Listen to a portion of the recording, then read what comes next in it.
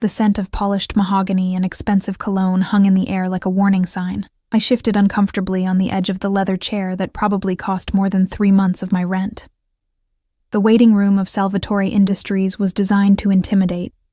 All hard edges, stark minimalism, and a silence so complete I could hear the rapid drumming of my own heartbeat. "Ms. Carter?" The receptionist's voice cut through the silence. "Mr. Salvatore will see you now." I smoothed down my only decent skirt, navy blue, slightly faded at the hem from too many washes, and gathered my folder of references. This interview was my last hope. 6 months of desperately searching for a job that would accommodate my schedule as a single mother to my 7-year-old daughter, Lily, had left me with dwindling savings and mounting bills.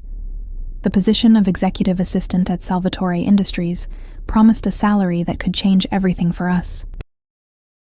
What the polished job description hadn't mentioned was that Salvatore Industries was a barely concealed front for one of the most powerful crime families in the city. Everyone knew it, but no one said it. At least not out loud, not if they wanted to keep breathing. "This way, please." The receptionist's heels clicked against marble floors as she led me down a long hallway lined with abstract art pieces that looked simultaneously priceless and utterly soulless. My throat tightened as we approached a set of imposing double doors at the end of the corridor. I'd rehearsed my answers all night, memorized my resume, researched the company's legitimate business ventures and real estate development. But nothing had prepared me for the visceral wave of fear that washed over me as those doors swung open. The office beyond was vast, larger than my entire apartment, with floor-to-ceiling windows offering a panoramic view of the city skyline. Standing at those windows, his back to me, was a man whose very silhouette radiated power. "Sir, Ms. Carter is here for the executive assistant interview," the receptionist announced before discreetly backing out of the room. The man didn't turn immediately. He remained motionless, hands clasped behind his back, broad shoulders stretching the fabric of what was undoubtedly a bespoke suit. When he finally turned to face me, I had to force myself not to take a step back. Dominic Salvatore was not what I had expected. The newspapers occasionally published grainy photos of him entering courthouses or expensive restaurants, always surrounded by security, his face partially obscured. But those images hadn't captured the sheer intensity of his presence. He was younger than I'd imagined, early 40s perhaps, with sharp, aristocratic features and eyes so dark they appeared almost black in the shadow of his office. His hair, cropped short at the sides but longer on top, was the color of espresso with threads of silver at the temples. A meticulously trimmed beard framed his mouth, which remained set in a hard line as he assessed me. "Ms. Carter." His voice was unexpectedly soft, with the barest hint of an Italian accent. "Please sit." I moved toward the chair he indicated in front of his massive desk, acutely aware of how I must appear to him. My clothes were clean and professional, but undeniably budget-conscious. My auburn hair was pulled back in a simple knot, my makeup minimal, the best I could manage while getting Lily ready for school and catching 2 buses to make it here on time. "Your resume is interesting." He settled into his chair, a throne of black leather and chrome. 7 different positions in 5 years. "I've had to prioritize flexibility," I answered, hating the slight tremor in my voice. "I'm a single mother." Something flickered across his expression. Surprise, perhaps, or displeasure.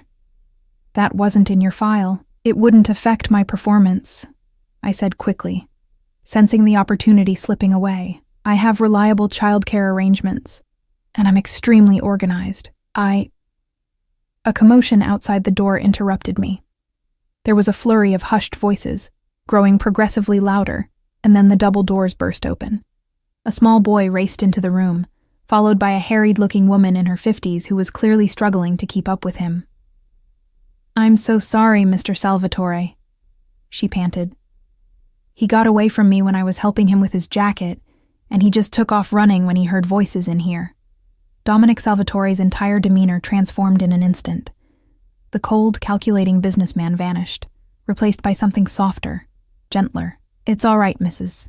Marino," he said, rising from his chair. "Marco, come here, tesoro." The boy, maybe 6 or 7 years old, didn't look at his father. Instead, he circled the vast office, his fingers tracing patterns along the wall. He was beautiful, with a mop of dark curls and his father's defined features in miniature form. But what struck me most was the focused intensity in his movements, the way his eyes darted across the room, taking in details most would miss. "He's been very upset today, Mrs. Marino explained in a low voice. "He wouldn't eat his breakfast, and he's been reciting all the capital cities since he woke up. I think the change in routine with Rosa leaving has been difficult for him." Dominic nodded, his expression darkening at the mention of Rosa, whoever she was.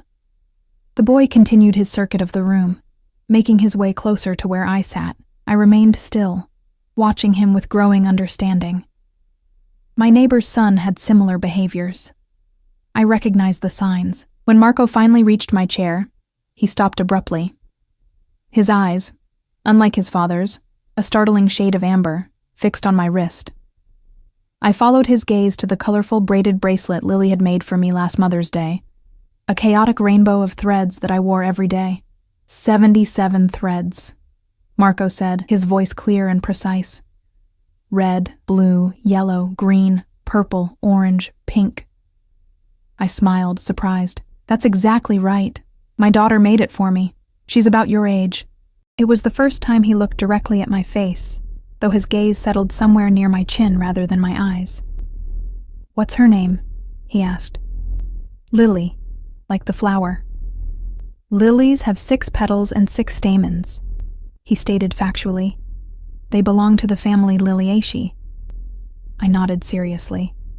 "That's right. You know a lot about flowers." "I know about everything," he said, without a trace of boasting in his tone. It was simply a statement of fact as he perceived it. From the corner of my eye, I could see Dominic watching our interaction with an unreadable expression. The tension in the room had shifted into something else entirely, a strange, expectant silence. Then Marco did something that changed everything. He reached out, not quite touching me but close, and said with perfect clarity, "Will you be my mom?" The air seemed to vanish from the room. Mrs. Marino gasped, and Dominic Salvatore went absolutely still, his face a mask of shock. "Marco," he began carefully, moving toward his son. But Marco backed away, circling behind my chair. "My mom is gone. Rosa is gone. I want her." He pointed at me without looking at me directly. "She smells like cookies and has flower daughter and knows about Liliaceae." I sat frozen, completely at a loss for words. The interview had veered so far off course that I couldn't even remember what position I was applying for anymore. "I apologize, Ms. Carter," Dominic said stiffly. "My son he has autism spectrum disorder. He sometimes says things that are inappropriate." "It's not inappropriate," Marco insisted, his voice rising slightly.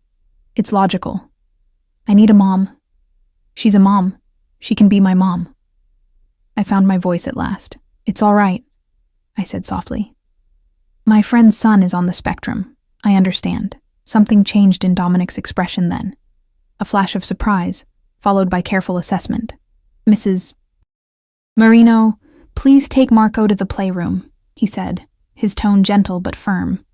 "I'll come see you shortly, Campione." Marco didn't protest, but as he followed Mrs. Marino to the door, he turned back and stated with absolute certainty, "She should stay." After they left, an uncomfortable silence descended. I gathered my folder, preparing for the inevitable dismissal. No one got hired after something like this. "I should go," I began. "No." The word was sharp, commanding. Dominic returned to his desk but remained standing, studying me with new interest. "You said you understand my son's condition." It wasn't a question, but I nodded anyway. My neighbor's son was diagnosed 3 years ago. I've helped her research therapies, schools. I'm not an expert, but I've learned a lot. He picked up my resume, scanning it with fresh eyes. "You worked at Bright Horizons Childcare." "Yes, while completing my business degree, I specialized in working with children with special needs." Something calculated crossed his features. "What happened to your daughter's father?" The abrupt change of subject caught me off guard. "He left when I told him I was pregnant. I haven't seen him since." Dominic nodded as if this confirmed something for him. My son's mother abandoned him when he was 2, after his diagnosis. She couldn't handle it. My previous assistant, Rosa, had been helping with his care for the past 4 years. She retired last month to move closer to her grandchildren. I wasn't sure why he was telling me this, but I sensed it was important. It must be difficult for Marco, losing someone he was attached to. Nearly impossible, Dominic corrected. My son doesn't handle change well. He's refused to interact with any of the 3 nannies I've hired since Rosa left. He hasn't spoken more than 5 words to anyone in weeks, his dark eyes fixed on me with unsettling intensity, until you. A chill ran down my spine. I suddenly understood that this conversation had shifted into something far more consequential than a job interview. The position I'm filling is multifaceted, he continued. Executive assistant, yes, but also someone who can help create stability for Marco when I'm handling business matters. Someone he responds to. Mr. Salvatore, I began carefully. I came here applying for an office position. I'm not sure that I'm double the salary listed in the advertisement. He interrupted smoothly. Full benefits. A car and driver at your disposal. And accommodations for your daughter, of course. Private school. Tutors if needed. My mouth went dry. The figure he named would solve every financial problem I'd had since Lily was born. It would mean security, opportunity, the end of constant struggle. Why? I managed to ask. You don't know me. A ghost of a smile touched his lips, though it didn't reach his eyes.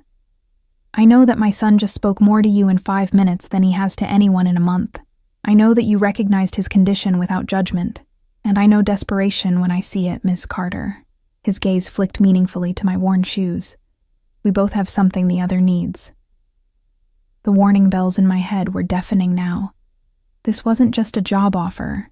It was something deeper, more binding. I thought about the rumors surrounding Salvatore Industries, about the men in dark suits who always flanked Dominic in newspaper photos, about what accepting this offer might really mean. I would need time to think about it, I said finally. He inclined his head slightly. Of course. I'll have my driver take you home. We can discuss details tomorrow. Before I could respond, he pressed a button on his desk. Reynolds will see you out. And Ms. Carter? His voice dropped, becoming almost intimate. This opportunity won't be available for long. As if summoned by magic, the office door opened to reveal a broad-shouldered man in a dark suit. Reynolds, presumably, though he looked more like a bodyguard than a chauffeur. Rising on unsteady legs, I gathered my things. As I reached the door, Dominic spoke again. What is your daughter's full name? I turned back, puzzled by the question. Lily. Lily Grace Carter. He nodded, committing it to memory. Until tomorrow, Ms. Carter. Emma, I said, not sure why I was offering this information. My name is Emma. Emma, he repeated, testing the sound of it. Something possessive flashed in his dark eyes. Until tomorrow, Emma. As Reynolds escorted me through the building, past the curious eyes of employees who clearly wondered what had transpired in the boss's office, I felt a strange certainty taking root. My life had just veered onto a new and dangerous path, and something told me that Dominic Salvatore wasn't a man who accepted rejection of any kind. It wasn't until I was sitting in the back of a sleek black car with tinted windows that I realized my hands were shaking. The driver met my eyes briefly in the rearview mirror before looking away. Address, ma'am? I gave him my apartment building's location, then watched the gleaming Salvatore Industries tower recede behind us. In the space of an hour, I had entered that building desperate for any job that would pay the rent. I was leaving it with an offer that could change everything for Lily and me. All I had to do was enter the orbit of one of the most dangerous men in the city, a man whose dark eyes had already marked me as something he intended to possess. Mommy, whose car is this? Lily's eyes were wide with wonder as she climbed into the gleaming black SUV that had arrived precisely at 8 a.m., just as the text message had promised. It belongs to my new boss, I explained, helping her with a seatbelt while trying to ignore the driver's impassive gaze in the rearview mirror. Reynolds, the same mountain of a man from yesterday, had appeared at our door without a word, simply nodding when I answered. Is he rich? Lily whispered, though not quietly enough. I saw the corner of Reynolds' mouth twitch. Yes, sweetheart, I murmured. Very rich. The truth was, I still hadn't fully processed my decision. After a night of pacing my small apartment, weighing impossible choices, I'd sent a text message to the number Dominic had provided. I accept your offer, with conditions we need to discuss. His response had been immediate and brief. Car will collect you and your daughter at 8 a.m. Bring what you need for the day. We'll discuss arrangements. Now, as we glided through morning traffic in a vehicle that probably cost more than I'd earned in the past 5 years combined, the reality of what I'd done began to settle over me like a heavy cloak. Where are we going, Mommy? What about school? You're going to visit a special place today, I told her, forcing brightness into my tone. Remember how I said Mommy might get a new job? Well, there's a little boy there who might need our help. Lily brightened instantly. At 7, she was already the most compassionate soul I'd ever known. Is he sick? I can share my colored pencils if he likes to draw. He's not sick, but he sees the world a little differently. I chose my words carefully. His name is Marco, and he's about your age. He might not want to play the same way you do with your friends, but I bet he'd love to meet you. As the car wove through the city, I noticed we weren't heading toward the downtown Salvatore Tower. Instead, we turned onto a tree-lined avenue leading to the exclusive North Hills district, an area I'd only seen in magazine spreads about the city's elite. The houses, no, mansions, grew progressively larger and more secluded as we drove deeper into the neighborhood.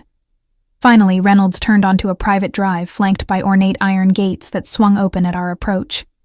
Beyond stretched a winding driveway bordered by perfectly manicured gardens. It looks like a castle, Lily breathed, pressing her face against the window. The Salvatore residence was indeed reminiscent of a modern fortress. 3 stories of elegant stone and glass, surrounded by grounds that seemed to go on forever. As we approached, I noted the subtle security features. Cameras disguised as landscape lighting, the uniformed men positioned discreetly around the perimeter, the reinforced windows that probably cost more than a college education. Reynolds pulled up to the front entrance and came around to open our door. Mr. Salvatore is expecting you in his study. Mrs. Marino will look after Miss Carter while you speak with him. No, I said firmly, surprising myself with my boldness. My daughter stays with me until I've finalized arrangements with Mr. Salvatore. Something like respect flickered across Reynolds' stoic face. He nodded once and led us through massive double doors into an entrance hall that made Lily gasp audibly. I understood her reaction. The space was cavernous, with soaring ceilings, a sweeping staircase, and floors of polished marble. Art pieces that belonged in museums adorned the walls, and a chandelier that must have cost a fortune cast prismatic light across everything. This way, Reynolds directed, leading us down a corridor lined with what appeared to be original paintings. We paused outside a heavy wooden door, where Reynolds knocked twice before opening it without waiting for a response. Dominic Salvatore stood as we entered, his imposing frame silhouetted against the morning light streaming through tall windows.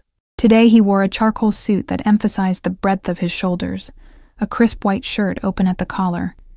He looked like power personified, and entirely out of place in a home with a child. His dark gaze swept over me briefly before settling on Lily, who instinctively moved closer to my side. "You must be Lily," he said, his voice gentler than I remembered. "Marco has been very excited since I told him you were coming." Lily looked up at me for reassurance. I nodded encouragingly, and she stepped forward with the natural confidence of children. "Do you really live here? It's like a museum." A smile, the first genuine one I'd seen from him, briefly transformed Dominic's severe features. "Sometimes it feels that way," he agreed. "Would you like to see the garden? There's a fountain with fish you can feed." Lily's eyes lit up, but she looked back at me questioningly. "Mrs. Marino can show you," Dominic continued, pressing a button on his desk, "while your mother and I talk about grown-up things." Within moments, an older woman appeared, the same one who had chased after Marco yesterday. She smiled warmly at Lily. "Just the garden, please," I said firmly. "I'd like her to stay close." Dominic observed this exchange with that same calculating look from yesterday. After Mrs. Marino and Lily left, he gestured to a seating area by the fireplace. "You said you had conditions," he stated, remaining standing until I had taken a seat on one of the leather armchairs. I straightened my spine, determined not to be intimidated. Before we discuss those, I need absolute clarity about what this position entails, Mr. Salvatore. Dominic, he corrected, settling into the chair opposite mine. If we're to share living space, formalities seem unnecessary. Share living space? I repeated, my voice sharpening. That wasn't part of the offer. His expression remained impassive. Marco needs consistency. The previous arrangement with Rosa involved her living in the East Wing during the week. Your quarters would be considerably more spacious. A full suite for you, another for your daughter, with a private sitting room and access to the garden terrace. My mind raced to keep up. I assumed this was a daytime position. I have our own apartment. A 2-bedroom walk-up in Parkside Heights, he interrupted smoothly. 3rd floor, no elevator, questionable security. I've seen it. A chill ran through me. You've been to my home? I've had it evaluated, he clarified, as if this were completely reasonable, along with your financial situation, your daughter's school records, and your former employers.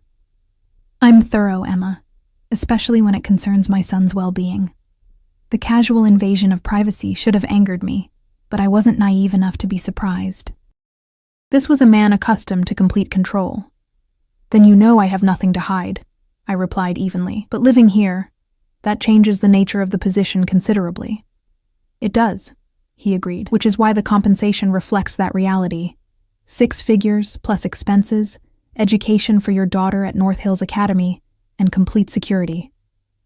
His eyes held mine. No more struggling to make rent, no more choosing between paying bills and buying new shoes for Lily. The accuracy of his assessment stung. Last month, I had indeed postponed paying the electric bill to buy Lily new sneakers when her old ones had fallen apart. What exactly would my role be? I asked, forcing myself to focus on practicalities. Officially, you'll be my executive assistant, managing my calendar, correspondence, household affairs, and some aspects of my legitimate business interests. The emphasis he placed on legitimate wasn't lost on me. Unofficially, you'll help provide Marco with the stability he craves. He responded to you in a way I haven't seen since Rosa left. I'm not a nanny, I pointed out, or a therapist. No, he agreed. You're something rarer, someone my son connected with instantly. His therapist has explained that sometimes autistic children form inexplicable bonds with certain people. Marco has chosen you. His expression hardened slightly. I will do anything necessary to help my son thrive, Emma. Anything. The implication was clear, including bringing a complete stranger and her daughter into his home based on his son's reaction. My conditions, I said, returning to my original purpose. First, I need a formal employment contract outlining all expectations and compensation. Second, while I'm willing to live here on weekdays, Lily and I will spend weekends at our own place. We need some independence. Dominic considered this, fingers steepled. Weekends can be negotiated after Marco adjusts to the new routine. What else? My work will remain within appropriate professional boundaries. I won't be available 24/7, and I need dedicated time with my daughter. I took a deep breath before adding, and I want complete transparency about what I'm getting into. I know Salvatore Industries isn't just a real estate development company. His expression didn't change, but something dangerous flickered in his eyes. Careful, Emma. I'm not asking for details, I clarified quickly, but I need to know that my daughter and I won't be exposed to anything, illegal or dangerous. For a long moment, he simply studied me. His gaze so intense I had to force myself not to look away. Finally, he spoke, his voice low and deliberate. My home is separate from my business interests. Your duties will never intersect with certain aspects of those interests. You and your daughter will be under my protection at all times, which means you will be the safest 2 people in this city. He leaned forward slightly, but you need to understand something fundamental. Once you enter my household, you accept my authority within these walls. I protect what's mine, Emma, without exception or compromise. The possessive undercurrent in his words sent a shiver down my spine. There was a boundary being drawn, but also a line being crossed. By accepting his offer, I would be placing Lily and myself under the control of a man who clearly viewed the world as divided into 2 categories: things he owned and things he didn't. "We are not yours," I said carefully. "We would be your employees." His smile was thin. "Of course." Before I could respond, the door burst open and Marco rushed in, followed closely by Mrs. Marino and Lily, who looked concerned. "I'm sorry, sir," Mrs. Marino panted. He saw them from the upstairs window and insisted on coming down. Marco circled the room in the same pattern I'd observed yesterday, his fingers trailing along the wall, his eyes darting everywhere except directly at any of us. Finally, he stopped several feet from where I sat. "You came back," he stated flatly. "With a flower daughter." I smiled gently. "Yes, Marco, this is Lily." Lily, bless her, knew instinctively not to approach too quickly. She gave a small wave. "Hi, Marco. I like your house." Marco didn't respond directly. Instead, he addressed me again. "Will you stay? In the blue rooms?" I glanced at Dominic, who was watching the interaction with intense focus. "The East Wing suite," he explained quietly. "The walls are blue." "I'm thinking about it, Marco," I answered honestly. Marco's hands began to flutter at his sides, a self-soothing gesture I recognized. "The blue rooms are good. They're next to my rooms. Rosa was there, but she left. She said goodbye, but she still left." The naked hurt in his voice was painful to hear. I saw Dominic's jaw tighten, a flash of helplessness crossing his features before he controlled it. "Sometimes people have to leave even when they don't want to," Lily said suddenly, her voice gentle. "My teacher, Mrs. Peterson, had to move because her husband got a new job.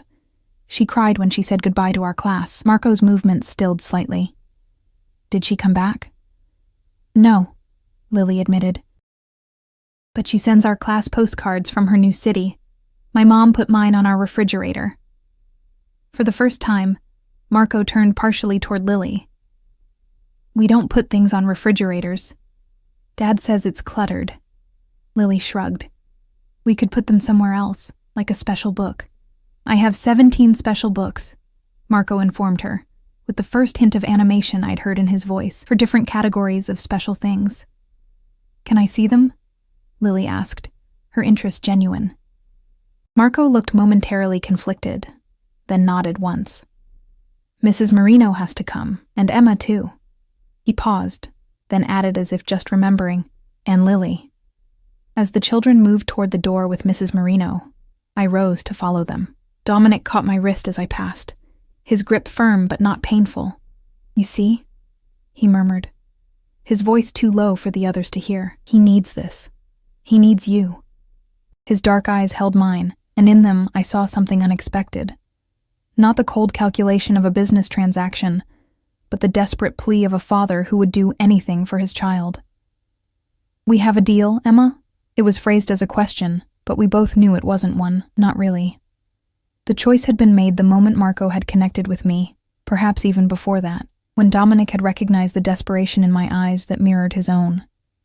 "We have a deal," I agreed quietly, knowing I had just tied my fate to the Salvatore household, in ways I couldn't yet fully comprehend. He released my wrist, satisfaction evident in the slight upturn of his lips. "Welcome home, then." As I followed the children from the room, I couldn't shake the feeling that I had just made a deal with the devil himself. A devil in an expensive suit who looked at me with eyes that promised both protection and possession. 3 weeks passed in a blur of adjustments and revelations. Living in the Salvatore mansion was like inhabiting another world, one with its own rules, rhythms, and hierarchy. Every morning, I woke in a bedroom larger than my entire apartment, surrounded by luxury that still felt foreign against my skin. My duties as Dominic's executive assistant were challenging but manageable. I organized his legitimate business schedule, handled correspondence, and coordinated with his various property managers and investment advisors. If there were meetings I wasn't meant to know about, they happened elsewhere, conducted by men who arrived in dark SUVs and disappeared into Dominic's private study. Today marked the 3rd consecutive Saturday that Lily and I had failed to return to our apartment for the weekend. Each time, some convenient obstacle arose, Marco having a meltdown at the suggestion, Dominic requiring my presence for an important business brunch, or most effectively, Lily herself begging to stay because Marco needs to finish showing me his rock collection. I stood at the window of my suite, watching the children in the garden below. Marco was methodically arranging a series of leaves by size, while Lily sat nearby, asking questions about each one. Their unlikely friendship had blossomed with surprising speed. My daughter, with her natural empathy, had adapted to Marco's needs without complaint, learning when to give him space and when to gently draw him out. "They look happy." I startled at Dominic's voice behind me. He moved so quietly for such a large man, appearing in doorways without warning. Over the weeks, I'd learned this was just one of his many unsettling habits, along with his ability to recall every word of every conversation we'd ever had, and his tendency to watch me when he thought I wasn't aware. "They do," I agreed, not turning from the window. Marco showed Lily how to use his special magnifying glass. She's been collecting bugs for him to identify all morning. Dominic moved to stand beside me, close enough that I could smell his cologne, something expensive and subtle that I'd come to associate with his presence. Like everything about him, it was both appealing and intimidating. "You haven't mentioned returning to your apartment this weekend," he observed casually. I finally turned to face him. "Would you allow it if I did?" His expression hardened slightly at my choice of words. "You're not a prisoner, Emma, aren't I?" The question slipped out before I could stop it. 3 weeks of careful diplomacy, of tiptoeing around the power dynamics between us, and suddenly I was confronting him directly. Surprise flickered in his dark eyes, quickly replaced by something more calculating. "Is that how you feel?" I searched for the right words. "Absorbed. Like Lily and I are being gradually incorporated into your world, on your terms, with less and less of our former lives remaining." He didn't deny it.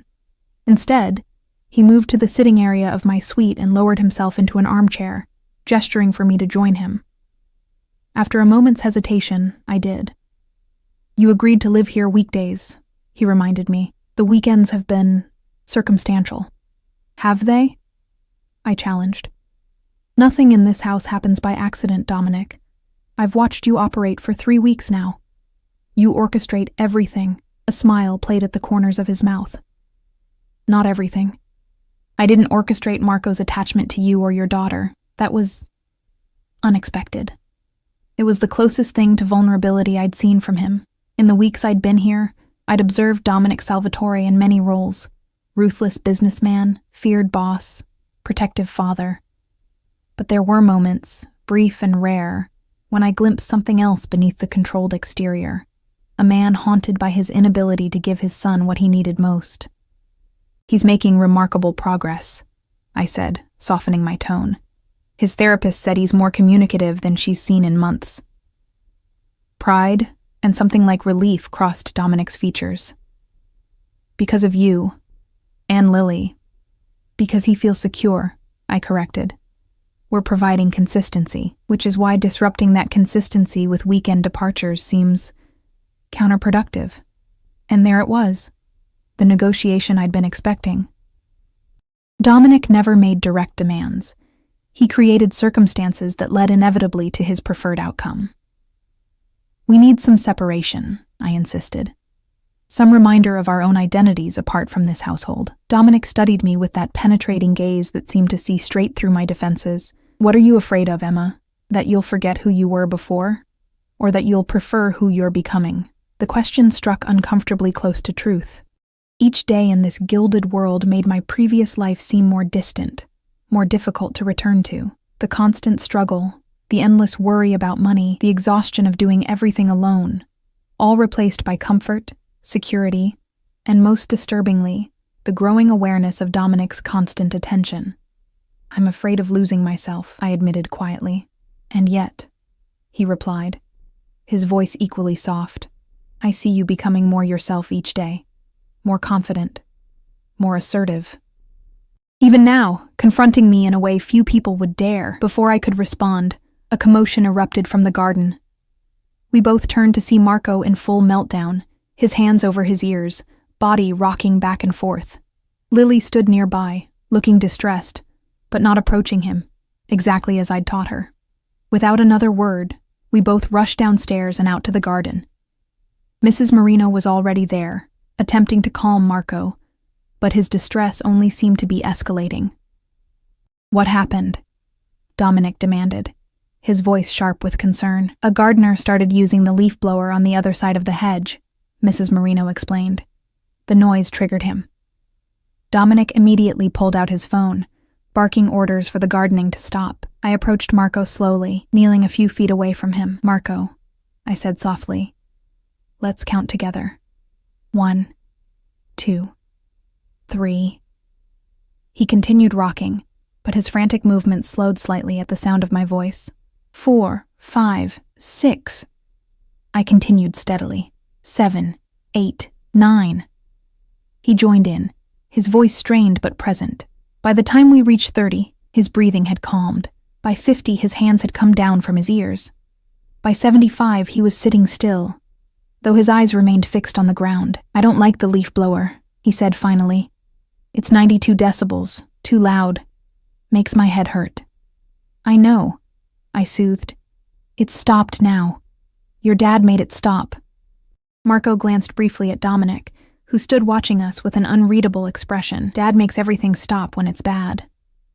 There was something in the simple statement that squeezed my heart. For all his faults, Dominic's devotion to his son was absolute.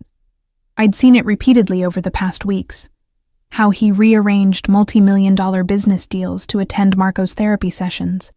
How he'd memorized every detail of Marco's condition. How his voice changed to infinite gentleness when his son was distressed. "Would you like to go inside now?" I asked Marco. "We could organize your shell collection in the library." He nodded, standing up and automatically reaching for my hand, a gesture that had developed naturally over our time together. As we walked past Dominic, Marco surprised us all by reaching for his father's hand as well, creating a momentary chain of connection between the three of us. Dominic's face registered shock before settling into something warmer, more open.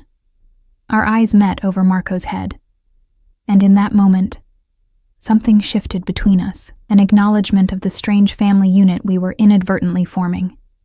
Later that evening, after both children were asleep, I found Dominic in his study. The room had become familiar to me now. The wall of books he actually read, unlike the decorative volumes in other parts of the house. The antique chess set perpetually set up mid-game. The photos of Marco at various ages. The only personal touches in his otherwise austere workspace. "He's sleeping peacefully," I reported, lingering in the doorway. "The weighted blanket helps." Dominic nodded, setting aside the document he'd been reviewing. "Thank you, for earlier." I entered the room fully, taking the chair across from his desk, my usual spot during our evening debriefs. It's getting easier to recognize the signs before a full meltdown. "You've transformed his world," Dominic said quietly. "Both of you have." The sincerity in his voice was disarming. These moments of genuine emotion from him were rare, and always caught me off guard. "He's transformed ours too," I admitted. "Lily's never had anyone she considers a sibling before. She told me yesterday that she thinks of Marco as her brother now." Something flickered in Dominic's eyes. Satisfaction, perhaps, or triumph. "And what do you think of us, Emma? After 3 weeks in our home, the question hung between us, loaded with implications. What did I think of this arrangement? Of Marco? Of Dominic himself? I chose my words carefully. I think Marco is an extraordinary child who deserves all the support and understanding in the world. I think this job is both more challenging and more rewarding than I anticipated. And I hesitated. "Go on," he prompted, leaning forward slightly. "I think you're more complex than I initially believed," I finished. "More than just the feared businessman or the crime boss that people whisper about." His expression revealed nothing. "What do they whisper about me, Emma?" My heartbeat quickened. We'd never directly discussed the darker aspects of his business empire, maintaining the polite fiction that Salvatore Industries was merely an aggressive real estate development company. "They say you're dangerous," I said honestly. "That crossing you is a death sentence. That you control half the city through fear and the other half through money." He didn't deny it. Instead, he rose from his desk and moved to pour 2 glasses of whiskey from the crystal decanter on the sideboard. He handed one to me before taking the chair beside mine rather than returning to his desk, a deliberate closing of distance. "And do you fear me, Emma?" he asked, his voice dropping to that intimate register that always sent a shiver through me. I should have said yes. Any sane person would fear Dominic Salvatore, but 3 weeks in his household had complicated everything. I fear what you represent, I answered truthfully. The power you hold over our lives now. But no, I don't fear you personally. Not anymore. He took a sip of his whiskey, his dark eyes never leaving mine. Explain the difference. I've watched you with Marco, I said simply. No man who loves his son with such devotion, who shows such patience and tenderness, could be the monster people describe. You're dangerous, yes. Ruthless in business, certainly, but there's more to you than that. Something shifted in his expression. A softening around the eyes. A slight release of the perpetual tension he carried. Few people see beyond the surface, Emma. Few try to. I've had 3 weeks of watching you when you don't think anyone is looking, I replied. I've seen you sitting by Marco's bed after he's fallen asleep. I've seen how you check his favorite foods are always available, how you memorize his therapist's recommendations, how you've redesigned parts of this house to accommodate his sensitivities. Dominic looked momentarily disarmed, as if unused to being observed so closely. A man's true character is revealed in how he treats those dependent on him, he said finally. My father taught me that. It was the first time he'd mentioned his father, or any family beyond Marco. Your father? I repeated carefully. Was he also in the family business? A shadow passed over Dominic's features. My father built everything I now control. He came to this country with nothing and carved out an empire through sheer force of will. He swirled the amber liquid in his glass. He was a hard man, but an honorable one in his way. He lived by a code. And you follow that same code, with modifications, he allowed, the corner of his mouth lifting slightly. The world has changed. Business has changed. We sat in silence for a moment, the weight of unspoken truths between us. I knew I was being granted a rare glimpse behind his carefully maintained facade. The weekend, he said abruptly, returning to our earlier conversation. Take Lily to your apartment tomorrow, if that's what you need. Reynolds will drive you and remain nearby for security. The sudden concession surprised me. Thank you. But Emma, he added, his tone hardening slightly, be back by Sunday evening. Marco has therapy Monday morning. He'll need you here. It wasn't really a request, despite being phrased as one. The reminder of Marco's needs, his genuine need for stability, was Dominic's most effective leverage. We'll be back, I promised, rising from my chair. As I reached the door, I turned back. Dominic? He looked up, eyebrow raised in question. This arrangement between us, it's becoming something neither of us anticipated, isn't it? For once, his expression was completely unguarded, revealing a complex mixture of satisfaction, wariness, and something deeper I wasn't ready to name. Yes, he acknowledged simply. It is. As I made my way back to my suite, I couldn't shake the feeling that my life was balancing on a knife's edge. Every day spent in the Salvatore household drew me deeper into their world, blurring the boundaries I'd tried so carefully to maintain. The weekend away would be a test, not just for Marco, but for me as well. Could I still fit into my old life, or had 3 weeks under Dominic Salvatore's roof already changed me irrevocably? It's so small. Lily stood in the middle of our apartment, her voice filled with wonder rather than disappointment. After 4 weeks in the Salvatore mansion, our modest 2-bedroom home seemed to have shrunk in her eyes. This is our real home, I reminded her gently, setting down the overnight bag on our worn couch. The familiar scent of the lavender plug-in I always used welcomed me back, yet somehow felt foreign now. Reynolds had driven us here in silent efficiency, helping with our bags before taking up position in a black SUV across the street, a constant reminder that we weren't truly free of Dominic's watchful eye, even here. Can we take Marco here someday? Lily asked, wandering into her bedroom to check on her toys. I want to show him my butterfly collection. I followed her, leaning against the doorframe. Maybe. It might be overwhelming for him, though. New places can be difficult. Lily nodded with the solemn understanding she'd developed since meeting Marco. We'd need to show him pictures first, and tell him exactly what to expect, and bring his comfort items. My heart swelled with pride at her thoughtfulness. In just 1 month, my daughter had learned more about compassion and adaptation than many adults ever did. Are you happy at Mr. Salvatore's house?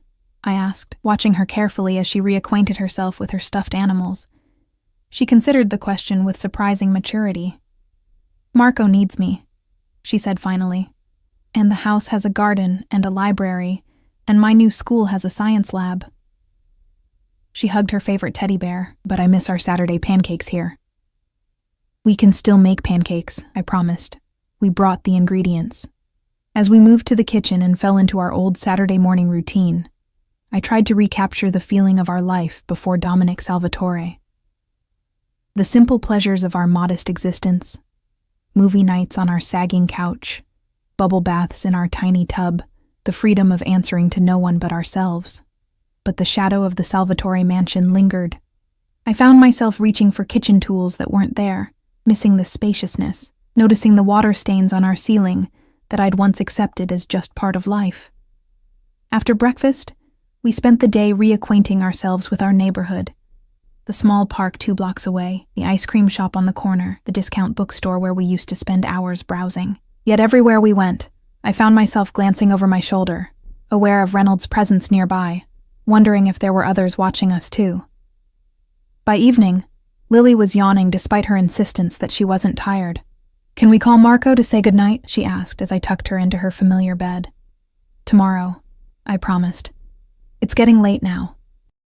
Once she was asleep, I sat alone in our small living room, nursing a glass of cheap wine, a far cry from the aged whiskey Dominic had shared with me last night. My phone buzzed with a text message. All well? Just that. No name needed. In the month I'd known him, Dominic had never sent a superfluous word in any communication. "Yes. Lily's asleep. We had a good day." I hesitated, then added, "It feels strange being back." His response came quickly. Define strange. I stared at the screen, considering how honest to be, smaller. Like we've outgrown it somehow. There was a longer pause before his reply. "Perhaps you have." The simple statement carried the weight of everything unspoken between us. The life he offered versus the independence I clung to. The growing attachment not just between the children, but between all of us, forming connections I hadn't anticipated. My phone buzzed again. "Marco asked for you at bedtime. I told him you'd be here tomorrow." The message wasn't meant to make me feel guilty, but it did. I pictured Marco in his carefully designed bedroom, surrounded by his collections, missing the routine we'd established. "We'll be there," I replied. "I know," came his immediate response. Nothing more needed to be said. I set my phone aside and moved to the window, peering through the blinds at the street below. Reynolds' SUV remained in position, a dark sentinel against the night.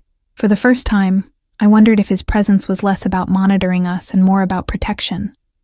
The thought should have been comforting, but instead, it raised questions I'd been avoiding. What dangers lurked in Dominic Salvatore's world that required such vigilance? What enemies had I potentially inherited by association? And most troublingly, why did the thought of returning to the mansion tomorrow fill me with something dangerously close to relief? Sunday morning brought an unexpected development. I was packing our overnight bag when my phone rang. Dominic, calling rather than texting. "There's been a situation," he said without preamble, his voice tense in a way I'd never heard before. "Reynolds will bring you back now. What's happened? Is Marco all right?" "Marco is fine," he assured me. "This is a business matter. I need you here."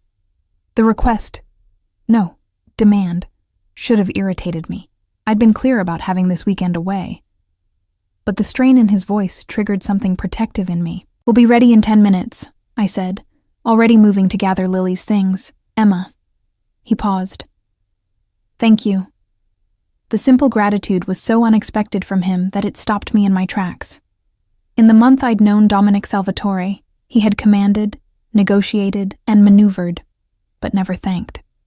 Reynolds drove with unusual urgency, his normally impassive face set in grim lines as he navigated through Sunday traffic.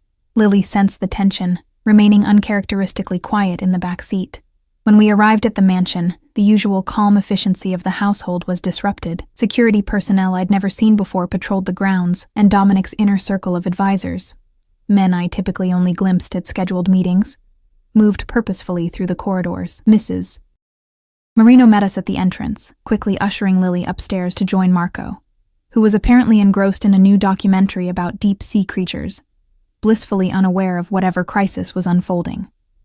"Mr. Salvatore is in his private study," she told me. her usual warm demeanor replaced by barely concealed anxiety. The private study was different from the main office where I usually worked with Dominic. Located in a secluded wing of the mansion, it was a space I'd never been invited to enter. Two men in dark suits stood guard outside, nodding respectfully as they stepped aside to let me pass. The room beyond was smaller than I'd imagined, its walls lined with security monitors rather than books. Dominic stood at a large table covered in papers, surrounded by three men I recognized as his most trusted lieutenants. He looked up as I entered, his face hardening into the cold mask I hadn't seen since my early days in the household. "Wait outside," he commanded the others, who filed out wordlessly, closing the door behind them. Once we were alone, Dominic's posture changed subtly, a slight loosening of his shoulders, a softening around his eyes. "I apologize for cutting your weekend short." "What's happened?" I asked, approaching the table cautiously. He studied me for a moment, clearly debating how much to reveal. "How much do you know about my business rivals?" "Only what people whisper about," I admitted. "The Cardano family controls the eastern districts. There's supposedly an uneasy truce between your organizations." A hint of approval crossed his features. "You pay attention. Good." He gestured to the papers on the table, what appeared to be surveillance photos and documents. "The truce has been compromised. Vincent Cardano's son, Anthony, has made a very foolish decision." I glanced at the materials spread before us, careful not to touch anything. "Why am I here, Dominic? This clearly isn't executive assistant territory." "No," he agreed, "but it affects the household, which means it affects you and Lily. I needed you here, where I can ensure your safety." The implication sent a chill through me. "Are we in danger?" His eyes met mine, unflinching. "Potentially. Anthony Cardano has been surveilling this property for weeks. My security team intercepted one of his men last night near the perimeter." My heart began to race. "Marco and Lily are completely protected," he cut in firmly. "I've tripled security, and they will remain inside until this is resolved. Which brings me to why I needed you specifically." He slid a document toward me, what appeared to be an invitation to a charity gala scheduled for the following evening. "The Westlake Foundation Annual Benefit," I read. "What does this have to do with your situation?"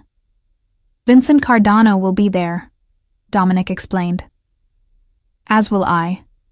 It's neutral territory, a public event with too many influential witnesses for any overt conflict.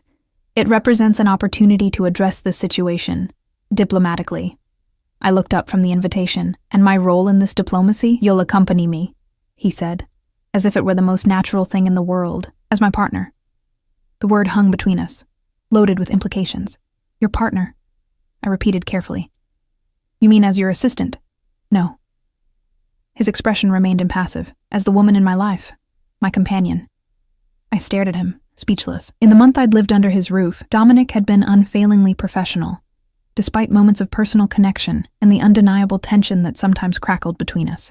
This was crossing a boundary we'd both carefully maintained. "Why?" I managed finally. "Because Vincent Cardano is traditional to the point of antiquity," Dominic explained. "He respects family men. He disdains those who appear isolated, seeing them as having nothing to lose." A ghost of a smile touched his lips. "The fact that his son has been watching this house means he knows about you and Lily. Your presence by my side sends a message about where my priorities lie." "Using us as props in your Mafia power play," I said, unable to keep the bitterness from my voice. Dominic's expression hardened. "Using the truth to protect what matters to me." He moved closer, his voice dropping. "This isn't a deception, Emma. Marco adores you and Lily. You've become essential to this household." To him, he paused meaningfully. To me. I took an involuntary step back, overwhelmed by his intensity and the implications of his words. "Dominic, I work for you. We live here because of an arrangement." "An arrangement that has evolved," he interrupted. "Don't pretend you haven't felt it too." He was right, and that was the most terrifying part. Something had been building between us. In quiet moments after the children were asleep, in the way his eyes followed me across rooms, in the growing ease of our conversations, I'd attributed it to proximity, to the artificial intimacy of shared living space. But it was more than that, and we both knew it. Even if that's true, I said carefully, using those feelings, whatever they may be, as part of your business strategy crosses a line. My business and my personal life have never been separate entities, Emma, he replied, his voice gentler than I expected. Everything I do protects my family, Marco. And now, by extension, you and Lily. The word family struck me like a physical blow. Is that what we had become in his eyes? I need to check on Lily, I said, needing space to think. He nodded, recognizing my need for retreat. The gala is tomorrow evening at 8. I've arranged for appropriate attire to be delivered. When I opened my mouth to protest, he held up a hand. Consider it a business expense. Your presence may help prevent a war. The gravity of his statement wasn't lost on me. This wasn't just about appearances or strategy. There were potentially lethal stakes involved.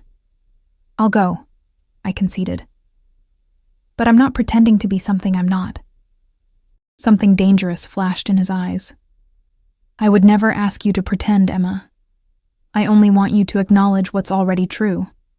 I left the study without responding, my mind racing as I navigated the suddenly unfamiliar corridors of what had become our home. The boundary between employee and something more personal had been dissolving for weeks, but I'd refused to acknowledge it. Now Dominic had forced the issue, using external threats to accelerate a confrontation I'd been avoiding. Upstairs, I found Lily and Marco exactly as Mrs. Marino had described, side by side on Marco's bed, transfixed by underwater footage of bioluminescent creatures. Their peaceful obliviousness to the dangers swirling around them made my chest ache with a fierce protectiveness. "Mom!" Lily exclaimed when she saw me. "Marco's teaching me about anglerfish. They have lights on their heads to trick other fish." "That's fascinating," I said, forcing a smile. "Are you two hungry? It's almost lunchtime." As I led them downstairs to the kitchen, I caught sight of Dominic in the main hallway, giving instructions to his security team. Our eyes met briefly across the distance, and in that moment, I understood something fundamental about him and about myself. For Dominic Salvatore, there were no half measures. People either belonged to him completely or not at all. He protected what was his with absolute dedication and ruthless efficiency. And somewhere along the way, in his mind, Lily and I had crossed from employees to something he considered his to protect. The truly terrifying realization wasn't that he felt this way. It was that part of me welcomed it. The dress Dominic had arranged for me was a masterpiece of understated elegance, deep emerald silk that draped perfectly, neither too revealing nor too conservative. The stylist who arrived that afternoon to assist with hair and makeup explained it had been custom-made overnight, which seemed impossible until I remembered who had ordered it. For Dominic Salvatore, the impossible simply required sufficient motivation and money. As I descended the grand staircase that evening, I felt like an imposter playing a role in someone else's life. The woman reflected in the hallway mirrors. Hair swept up in an elegant chignon, diamonds glinting at her ears, moving with newfound grace in designer heels, seemed a stranger to me. Dominic waited at the bottom of the stairs, a study in monochromatic perfection in his black tuxedo. His expression as he watched me approach was nothing short of possessive. Dark eyes tracking every movement with an intensity that made my pulse quicken. "You look beautiful," he said simply when I reached him. "Thank you," I replied, accepting the compliment without deflection. Tonight wasn't about maintaining professional distance. Tonight was about survival and strategy. Before we left, we went to say goodnight to the children. Marco and Lily were in the media room with Mrs. Marino, engaged in what had become their evening ritual of documentary watching. Marco's face lit up when he saw us, or more accurately, when he saw me. "You look different," he observed, his head tilted slightly to the side, "but still Emma." "Still Emma," I confirmed with a smile. "We're going out for a little while, but we'll be back after you're asleep." Marco processed this information, his fingers tapping rhythmically against his leg. "Mrs. Marino will stay, and Reynolds is outside, and the other men with guns." My eyes widened slightly at his matter-of-fact assessment. Sometimes I forgot how observant he was, noticing details others missed. "That's right," Dominic said smoothly. "Everyone is safe here." Lily rushed forward to hug me, careful not to wrinkle my dress. "You look like a princess, Mom," she whispered. "Be good for Mrs. Marino," I told her, kissing the top of her head. "We won't be late." As we walked to the door, Dominic placed his hand at the small of my back, a gesture that felt simultaneously protective and possessive. "The children will be completely secure," he assured me. "The entire property is locked down." "I know," I said, surprised to realize I meant it. Whatever else Dominic might be, his commitment to security was absolute. The car waiting for us wasn't the usual SUV, but a sleek armored limousine. Reynolds held the door as we slid into the leather interior. "Vincent Cardano will arrive with his wife and daughter," Dominic explained, as we pulled away from the mansion. "Anthony won't be there, too volatile for a public event. I've arranged for our tables to be adjacent." "And what exactly am I supposed to do?" I asked, still unclear on my role beyond ornamental accompaniment. Dominic's hand came to rest on mine, his thumb tracing small circles against my skin. "Be yourself, intelligent, observant, the devoted caretaker of my son." His eyes held mine. The woman who has captured my complete attention. The intensity in his gaze made me look away first. "I'm not sure I know how to play that role convincingly." "It's not a role, Emma." His voice dropped to that intimate register that always affected me so deeply. "It's the truth. You've become essential to my household, to my life." Before I could formulate a response, the privacy screen lowered slightly. "Sir," Reynolds called from the front. "We're being followed.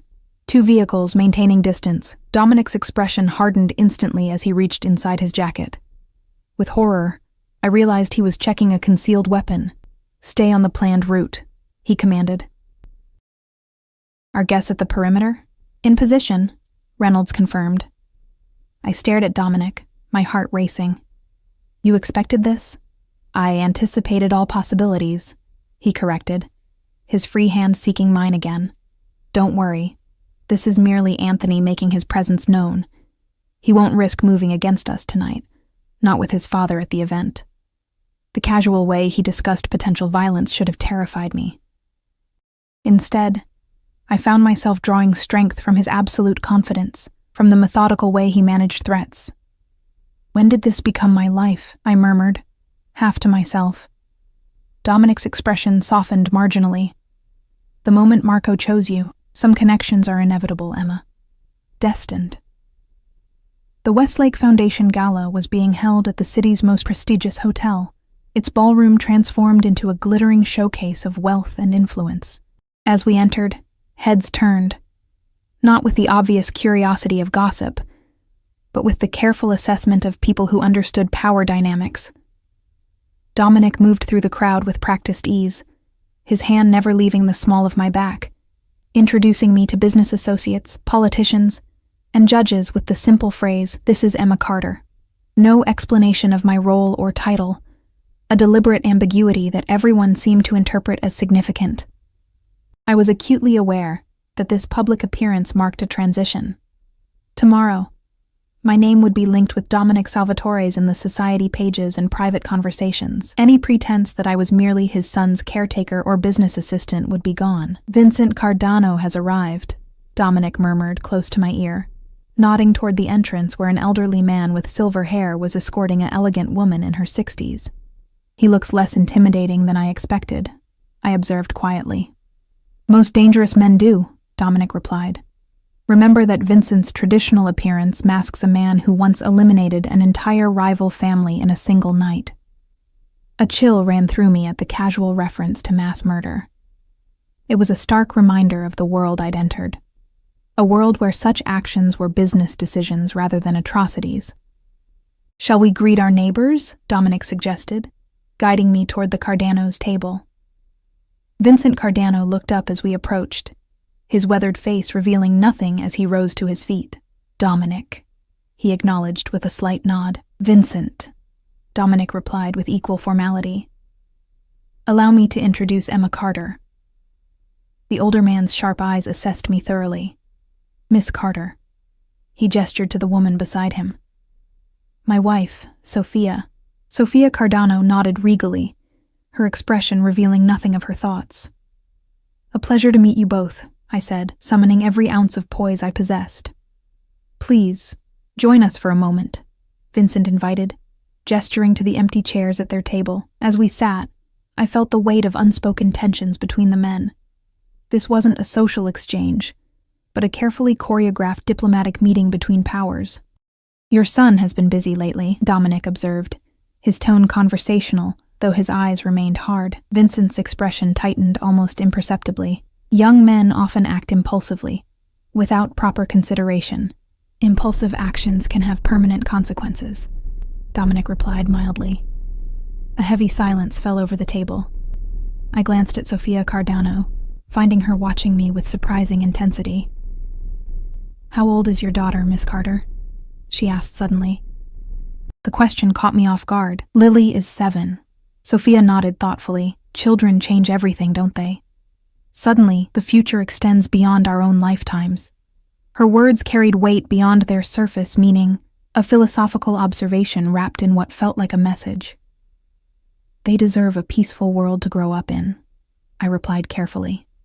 Vincent Cardano's gaze shifted to me with new interest. "Indeed they do, Miss Carter. A world of order and respect rather than chaos." "I couldn't agree more," Dominic interjected smoothly, his hand finding mine under the table and squeezing gently. Approval. The conversation continued for several minutes, seemingly innocuous discussions of the charity's work, the unseasonably warm weather, the quality of the champagne. Yet beneath every exchange lay coded messages about territories, respect, and consequences. As we rose to return to our table, Vincent addressed Dominic directly. "I believe we understand each other."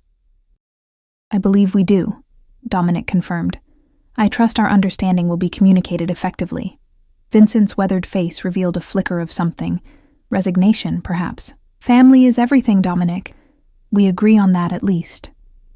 As we walked away, Dominic's posture relaxed incrementally. "That went well," he murmured. "Did it?" I asked, confused by the cryptic exchange. I could barely follow what was really being said.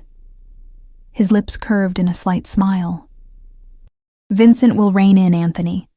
He recognized that I have too much to lose to allow his son's provocations to go unchallenged, and that challenging me would cost him dearly. Because of Marco, I surmised. Because of all of you," Dominic corrected. "A man with a family has everything to lose, which paradoxically makes him more dangerous to cross. Vincent understands this calculation better than his son." The remainder of the evening passed in a blur of superficial conversations and meaningful glances. Dominic never strayed from my side, his attentiveness sending a clear message to everyone present about my significance in his life. By the time we left, I was exhausted from maintaining the delicate balance of poise and vigilance the evening had required. In the privacy of the limousine, I slipped off my heels with a sigh of relief. "You were perfect," Dominic said, loosening his bow tie. Sofia Cardano was particularly impressed. "She seemed to be sending some kind of message," I observed. Dominic nodded. "She was. Sofia has always been the true power behind Vincent, the voice of reason and strategy. Her approval of you was significant." "Her approval of me is what, exactly?" I asked, finally addressing the question that had hovered between us all evening. Dominic's dark eyes held mine in the dimly lit interior, as the woman at my side, the one who cares for my son, the one whose presence has transformed my household. He reached across to tuck a stray strand of hair behind my ear, his fingers lingering against my cheek. "The one I won't allow anyone to threaten." The possessive declaration should have alarmed me. Instead, I found myself leaning into his touch, the events of the evening having stripped away the last of my pretenses. "This isn't the life I imagined," I said softly. "Is it better or worse?" he asked, his voice equally soft. I considered the question seriously. My previous life had been a constant struggle for survival, working multiple jobs, worrying about bills, raising Lily alone. But it had been simple, uncomplicated by the dangerous world Dominic inhabited. "It's more," I answered finally. "More everything. More security. More danger. More complexity. More feeling," he added, his hand moving to cup my face. The truth of his statement resonated through me. Whatever had developed between us over these weeks was more intense than anything I'd experienced before, a connection forged in the unique circumstances of our arrangement, but growing into something neither of us had anticipated. When his lips met mine, it felt inevitable, the culmination of weeks of tension and growing attachment. The kiss was neither gentle nor tentative, but possessive and certain, as if claiming something that was already his. I responded with equal intensity. Weeks of suppressed attraction finally breaking free, his arms pulled me closer, eliminating the space between us as the kiss deepened. When we finally separated, both slightly breathless, his eyes had darkened to obsidian. "I told you it wasn't a role," he murmured. The car slowed as we approached the mansion gates. Reality intruded on the moment as I straightened my dress, and Dominic composed himself, both of us returning to our public personas.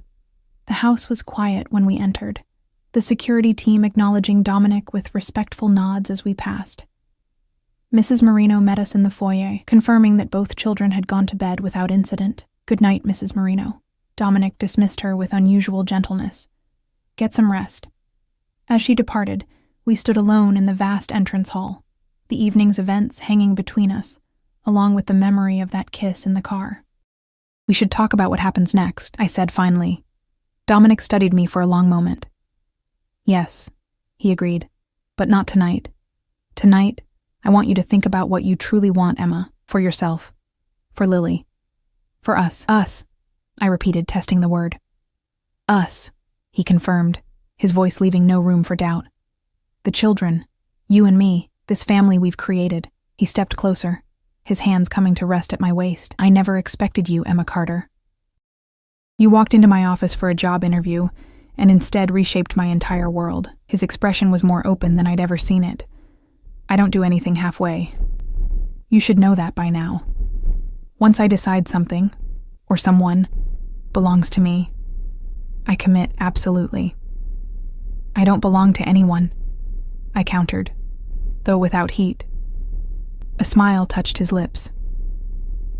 "Don't you?" He leaned forward, pressing a gentle kiss to my forehead. "Go check on the children. Get some rest. Tomorrow we'll define what this is becoming." As I made my way upstairs, I paused at Marco's room first, opening the door silently to check on him. He slept peacefully, his collection of special rocks arranged precisely on the nightstand beside him. Across the hall, Lily was equally peaceful, her arms wrapped around the new stuffed orca Marco had given her after their marine documentary marathon. In the quiet darkness, watching these two children who had formed such an unlikely bond, I acknowledged the truth I'd been avoiding. We had already become a family, not by blood or by law, but through the complex web of needs, protection, and growing love that had entangled us all. Dominic Salvatore had entered our lives like a force of nature, powerful and unstoppable. He had offered security in exchange for connection, protection in exchange for presence. Along the way, those transactions had transformed into something more genuine, something that looked remarkably like love, albeit a love complicated by power dynamics and dangerous realities. Tomorrow would bring difficult conversations and necessary boundaries. There would be terms to negotiate, expectations to manage. Dominic's world would always contain elements of danger and darkness that would require careful navigation. But tonight, in the peaceful quiet of the sleeping household, I allowed myself to imagine a future where Lily and Marco grew up as siblings, where the tentative connection between Dominic and me developed into something lasting, where the security and stability he offered became the foundation for something genuine and deep. It wasn't the life I'd planned. It was larger, more complex, more dangerous, and infinitely